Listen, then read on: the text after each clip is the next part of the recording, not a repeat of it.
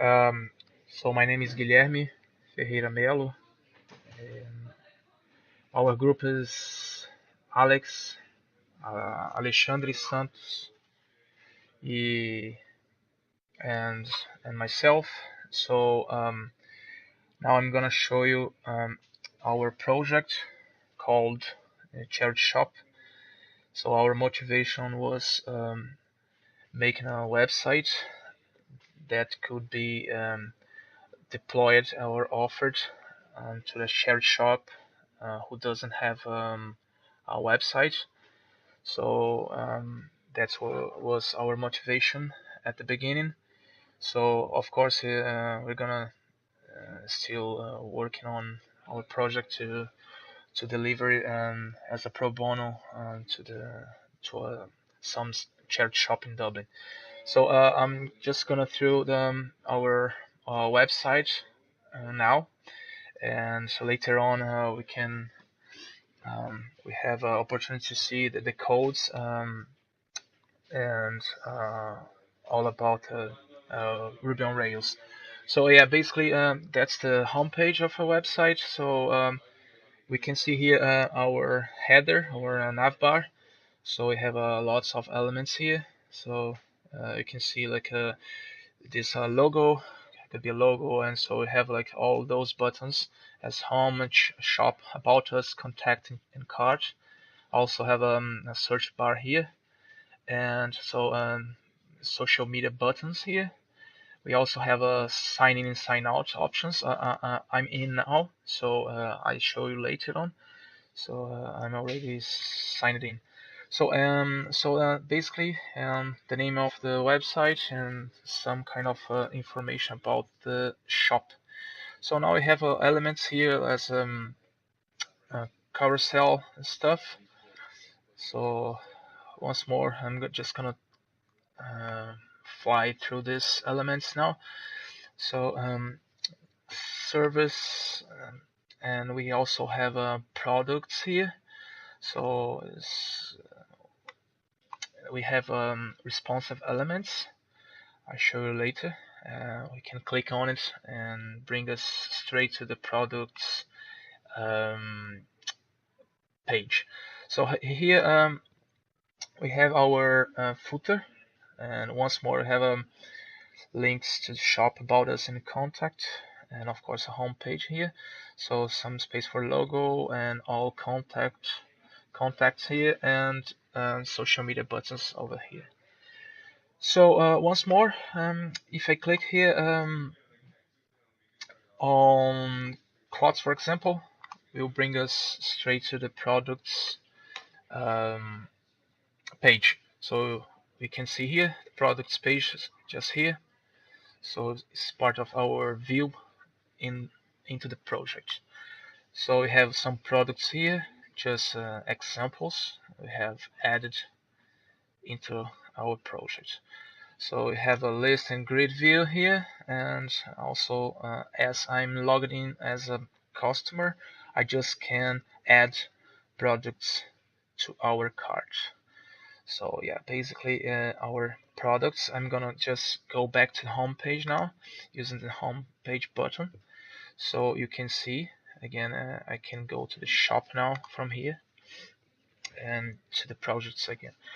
So once I'm logged in, I can add, for example, this acoustic guitar.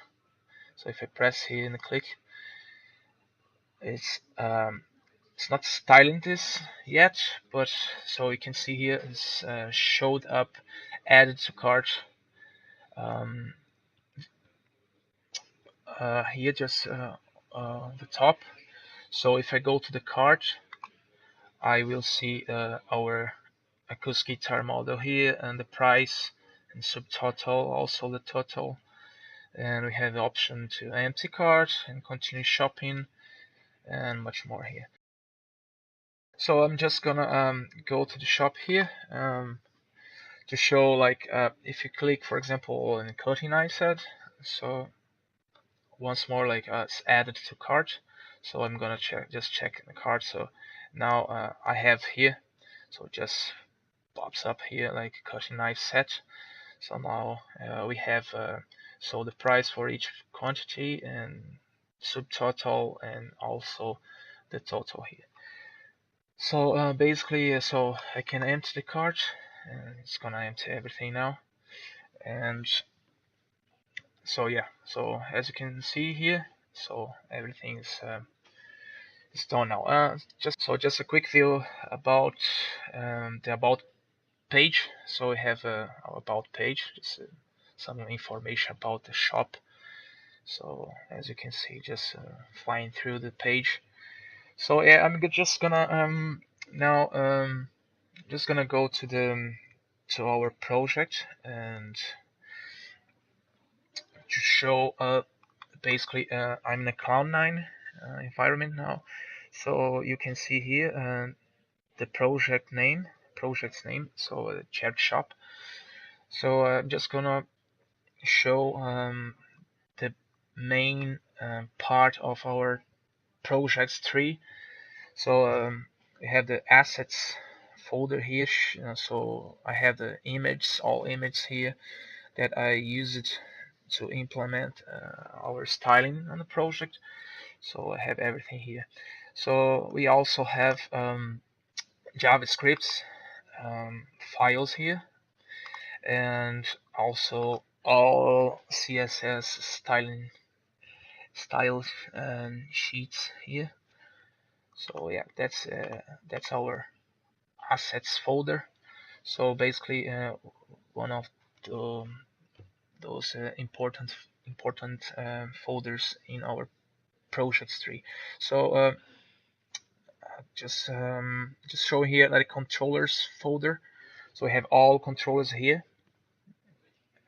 Our controllers here from the project, and also we have the models here. So all our tables, our database tables here, and we have views, our views folder, also very important, a part of our project tree.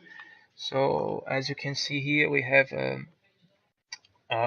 all of our HTML files just inside the views folder. So as you can see, we have our index just here. So we have our index, our for products, we have our application HTML, we have our home page, contact, about, so and so on. So going through this part here, we have our routes, and we also have our routes file here. It's very important, it's inside our config folder, and then our database. So we have all our database files here, so our RB files. So I'm just gonna through some files just to explain the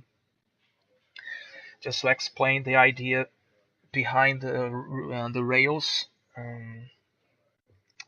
Rails environment. So let's start with just take like the products I'm gonna show here. So we're gonna take the idea behind the products. So as you can see, our URL showing products here. So that's the user typing or clicking on it. So calling for products inside our application. So once the customer or the user interacts to our application, so Rails will use the routes file to find our products. So as you can see, we have our products page here as well. So once Rails routes is called, so routes is gonna call our products controller. So our products controller is here. So also you can find them here is just this one here. So it's the same file. So here you can see a instance variable here, and then the product that will be called from our database. So basically, when the user call for products, so it's gonna come here to the routes, and routes is gonna call a method to call for products. So just see this line here. It's calling all products from the database. That's here, our database. So we can see like our conditions here, validates. So it has to be true and has to be minimum or maximum. Our title, description, image, price category, and subcategory. So that's our product table inside our database. So the method is calling everything here from the product and assign the value to our to the variable here. So once it's assigned the value here, so once more the route is gonna bring us to the index file, products index file. That is this one just here. So inside the views folder, as you can see, inside the layouts folder, our products folder, and then we have our index.html.erb. So here we can see, for example, this line here showing our Ruby code that's doing the loop from the instance variable here. Products is the same instance variable from the products controller here, so it's gonna show everything from the database to the view. So that's how the server returns, for example, if I click on shop. So that's how the server returns the products to the user. So yeah, basically that's the quick view about the idea of Ruby on Rails. So yeah, so now I'm gonna pass to Alex Santos to explain more about our website, and I hope you enjoyed. Hi there, my name is Alex. Thanks very much, Guilherme.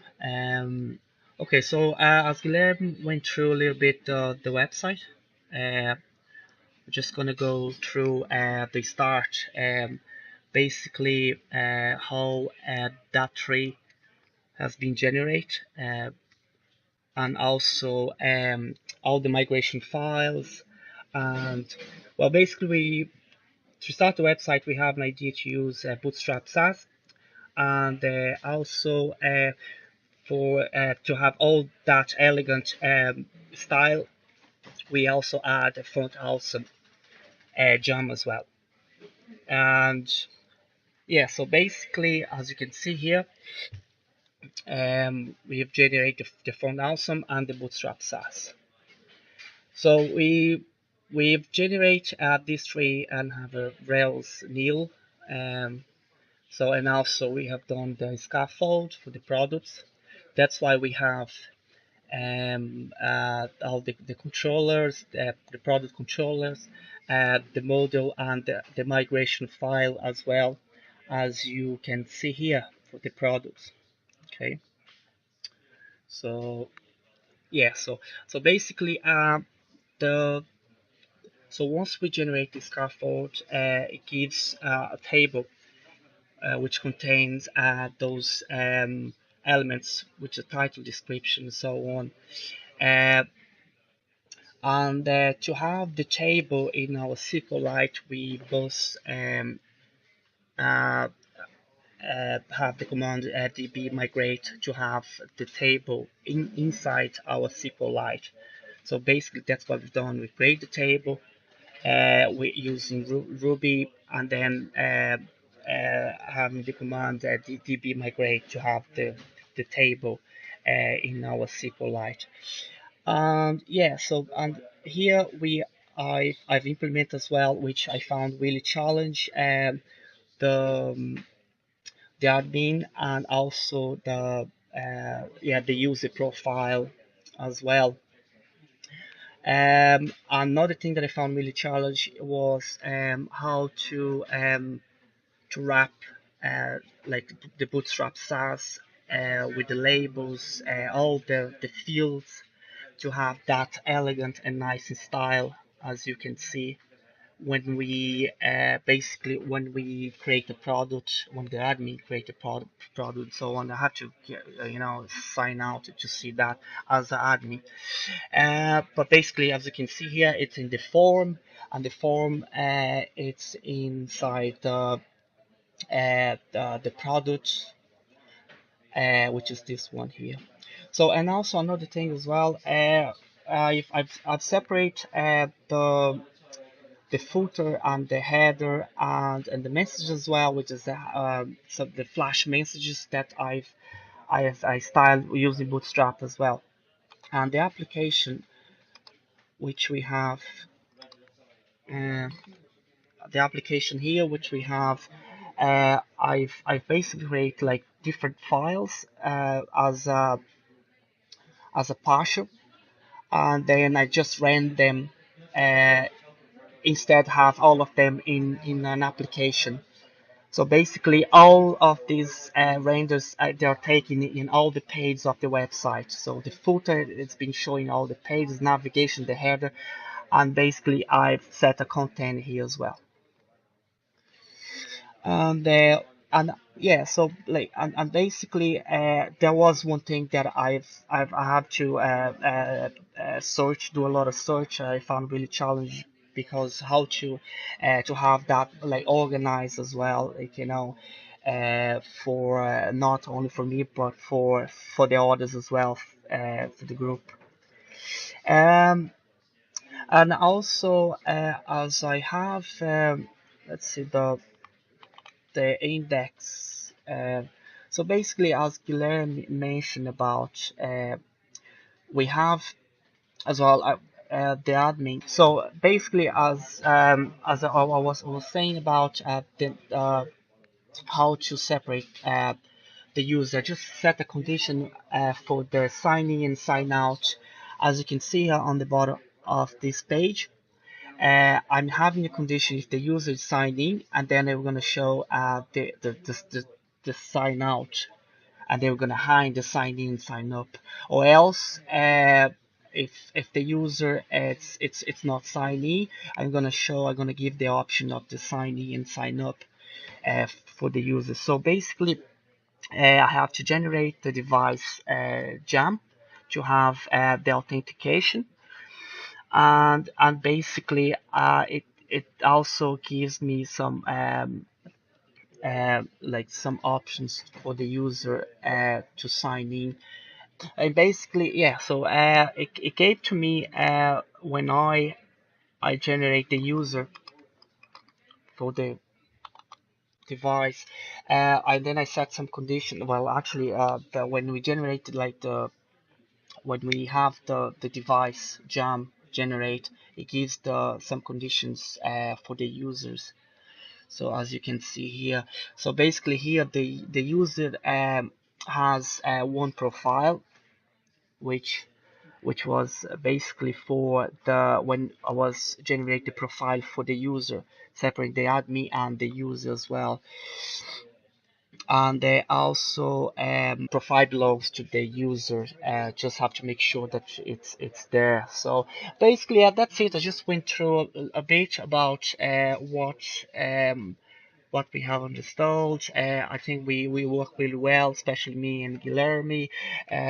We working uh, really well, like the front end and back end. Yeah, so basically it's our project here, and also yeah, so yeah, thanks very much.